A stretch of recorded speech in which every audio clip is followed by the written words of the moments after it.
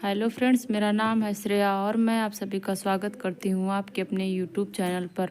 आज हम आपके लिए लाए हैं नदियों से रिलेटेड 10 मोस्ट इम्पॉर्टेंट क्वेश्चंस जो आपके हर एग्जाम की दृष्टि से मोस्ट इम्पॉर्टेंट हैं। फ्रेंड्स, वीडियो पर एंड तक बने रहना और वीडियो हेल्पफुल लगे तो वीडियो को लाइक शेयर करें और चैनल पर नए हैं तो चैनल को सब्सक्राइब करके बेल आइकन ऑल पर क्लिक कर लें। फ्रेंड्स, पहले हम कुछ इम्पॉर्टेंट पॉइंट पर बात करेंगे। भारत की नदियों को दो भागों में वर्गीकृत किया गया है। पहला है हिमालयी, दूसरा है प्रायद्वीपीय।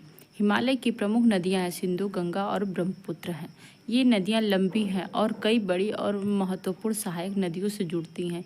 ये नदियां उच्च हिमालय पर्वतमाला से निकलती हैं और उन्हें हिमालयी नदियों के नाम से जाना जाता है। जबकि प्रायद्वीपीय नदियां प्रायद्वीपीय पठार में उत्पन्न होती हैं और प्रायद्वीपीय नदियों के रूप में नामित की जाती हैं। आज का हमारा पहला प्रश्न है, भारत की सबसे लंबी नदी है? ए ब्रह्मपुत्र, बी गंगा, सी सिंधु, डी यमुना। इसका सही जवाब है बी गंगा। यदि इसका हम इम्पॉर्टेंट पॉइंट देखें तो इसका उद्गम है गंगोत्री नामक जगह से, भागीरथी नाम से निकलती है। देवप्रयाग नामक स्थान पर भागीरथी तथा अलकनंदा दो नदियों का संगम होता है और वहीं से दोनों नदी एक शाखा के रूप में आगे बढ़ती हैं, जिन्हें गंगा नदी के नाम से जाना जाता है। इसकी कुल लंबाई 2525 किलोमीटर है। यह भारत के 5 राज्यों से होकर बहती है।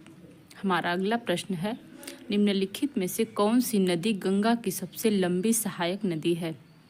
ऑप्शन है ए अलकनंदा, बी रामगंगा, सी यमुना, डी कोसी।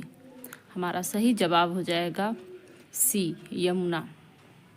यमुना नदी गंगा नदी की सबसे बड़ी सहायक नदी है जो यमुनोत्री नामक जगह से निकलती है और प्रयागराज यानी इलाहाबाद में गंगा से मिल जाती है। हमारा अगला प्रश्न है, गोमती नदी निम्नलिखित में से किस स्थान से निकलती है? ऑप्शन है ए पीलीभीत, बी लखनऊ, सी बैतूल, डी अमरकंटक। इसका सही जवाब है ए पीलीभीत। इसका इम्पोर्टेंट पॉइंट देखें तो गोमती उत्तर भारत में बहने वाली एक प्रमुख नदी है। इसका उद्गम पीलीभीत उत्तर प्रदेश के पीलीभीत जिले में माधो टांडा के पास होता है। हमारा अगला प्रश्न है, निम्नलिखित में से किस नदी को रेवा के नाम से जाना जाता है?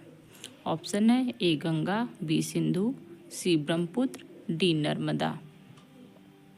इसका सही जवाब है डी नर्मदा। इसका इम्पोर्टेंट पॉइंट देखें तो इसकी उत्पत्ति मैकाल पर्वत मध्य प्रदेश के अमरकंटक नामक स्थान से निकलती है। इसकी कुल लंबाई 1077 किलोमीटर है। यह मध्य प्रदेश, महाराष्ट्र, गुजरात से होते हुए अरब सागर में जाके मिल जाती है। इस पे सरदार सरोवर नामक बांध निर्मित है। हमारा अगला प्रश्न है, भारत और पाकिस्तान के बीच किस वर्ष में सिंधु जल संधि पर हस्ताक्षर किए गए थे? ऑप्शन है ए 1962, बी 1960, सी 1964, डी 1970। इसका सही जवाब है बी 1960। कुछ इम्पॉर्टेंट पॉइंट देखें तो सिंधु नदी जल पर कराची में 29 सितंबर 1960 को भारत के प्रधानमंत्री जवाहरलाल नेहरू और पाकिस्तान के राष्ट्रपति अयूब खान के बीच हस्ताक्षर किए गए थे। हमारा अगला प्रश्न है, भारत और बांग्लादेश के बीच किस वर्ष में गंगा जल संधि पर हस्ताक्षर किए गए थे? ऑप्शन है ए 1986, बी 1980, सी 1970, डी 1990। इसका सही जवाब है ए 1986। हमारा अगला प्रश्न है, निम्नलिखित में से कौन सी नदी सबसे लंबी प्रायद्वीपीय नदी है? इस ऑप्शन है ए महानदी, बी गोदावरी, सी कृष्णा, डी ताप्ती। इसका सही जवाब है बी गोदावरी। यदि इसके कुछ इम्पोर्टेंट पॉइंट देखें तो इसे दक्षिण गंगा भी कहा जाता है। इसका उद्गम महाराष्ट्र के नासिक जिले से होता है। मुहाना बंगाल की खाड़ी में बनाती है। सहायक नदियां हैं पेन गंगा, इंद्रावती, प्राणहिता और मंजीरा है। इसकी कुल लंबाई 1465 किलोमीटर है। हमारा अगला प्रश्न है, निम्नलिखित में से कौन गोदावरी नदी की एक सहायक नदी नहीं है? ऑप्शन है ए प्राणहिता, बी इंद्रावती, सी पूर्णा, डी दामोदर।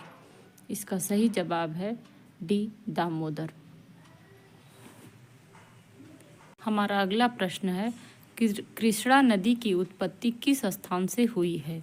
ऑप्शन है ए महाबलेश्वर, बी अमरकंटक, सी बैतूल, डी मानसरोवर। इसका सही जवाब है ए महाबलेश्वर। इसका इम्पोर्टेंट पॉइंट देखा जाए तो उद्गम पूर्वी घाट सह्याद्री में महाबलेश्वर के निकट से होता है। इसकी कुल लंबाई है 800 मील यानी 1290 किलोमीटर है। यह नदी पश्चिमी महाराष्ट्र राज्य में पश्चिमी घाट श्रृंखला में महाबलेश्वर शहर के पास से निकलती है। हमारा अगला प्रश्न है, शिव समुद्रम झरना निम्नलिखित में से किस नदी के मध्य में पाया जाता है? ऑप्शन है ए महानदी, बी चेनाब, सी कावेरी, डी कृष्णा। इसका सही जवाब है